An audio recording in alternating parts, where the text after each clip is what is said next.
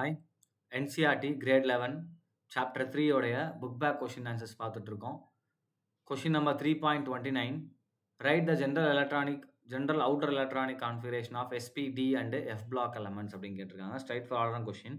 So S block elements எல்லாத்துக்குமே நமக்கு என்ன ஆகும்னா Sல தான் கான்ஃபிகரேஷன் முடியும். அப்போ NS எப்படி இருக்கும் 1 to 2 அப்படின்னு வச்சுக்கலாம். NS 1ஆ இருக்கலாம் இல்லை NS 2ஆ இருக்கலாம். ஸோ இப்போ இந்த என்னோட வேல்யூ எப்போ இருக்கும் நமக்கு 2லேருந்து 7 வரைக்கும் இருக்கும். ரைட்டா, அது 2Sலேருந்து 3S 4S 5S அப்படி இருக்கும். ரைட், ஸோ P பிளாக்கை பொறுத்த வரைக்கும் ஜென்ரல் எலக்ட்ரானிக் கான்ஃபிகரேஷன் பார்த்தீங்கன்னா NS 2 அண்ட் NP பார்த்தீங்கன்னா 1 to 6 இருக்கலாம். ரைட்டா, 1லேருந்து 6 வரைக்கும் இருக்கலாம். மொத்தம் 6 குரூப் வரும். அண்ட் என்னோட வேல்யூ பார்த்தீங்கன்னா அதே மாதிரி 2லேருந்து என்ன நமக்கு 7 வரைக்கும் இருக்கலாம். ரைட், ஸோ அடுத்து D பிளாக் எலமெண்ட்.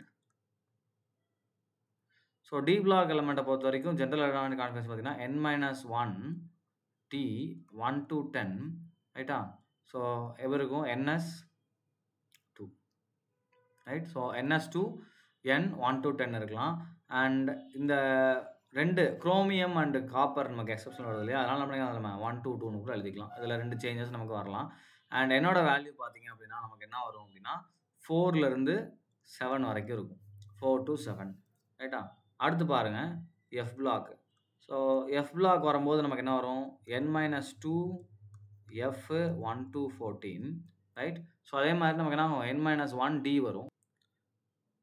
இந்த NDக்கு நமக்கு என்ன வரும் N-1 D இங்கே நமக்கு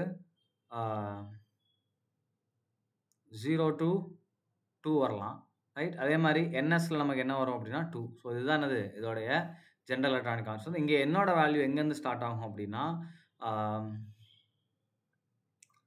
6 to 7 இந்த 2 ரோஸ்லாம் நமக்கு வரும். இதுதான் அது ஜென்ரல் எலக்ட்ரானிக் கான்ஃபிகரேஷன். இது ஸ்ட்ரைட் ஃபார்வர்டான கொஸ்டின் தான். ரைட்டா, ஸோ ஞாபகம் வச்சுக்கோங்க சார். அது எப்படி சார் என் வேல்யூ போடுறீங்க அப்படின்னா நமக்கு டி ஆர்பிட்டால் எந்த ஷெல்லேருந்து ஸ்டார்ட் ஆகும்னா தேர்ட் ஷெல்லேருந்து தான் ஸ்டார்ட் ஆகும். அப்போ இந்த N-1 3 அப்படின்னா என் வேல்யூனா வரும் 4. அப்போ 4லேருந்து தான் ஸ்டார்ட் ஆகும், அதுக்கு முன்னாடி வராது.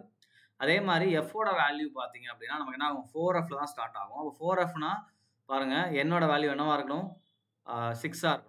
அப்போ 6S வரக்கூடிய குரூப்பில் தான் ஸ்டார்ட் ஆகும். ஸோ இதுதான் அதனால தான் என் வேல்யூ எழுதுகிறோம். இப்போ என் வேல்யூவும் கரெக்டாக ஞாபகம் வச்சுருக்கணும். Right, thank you.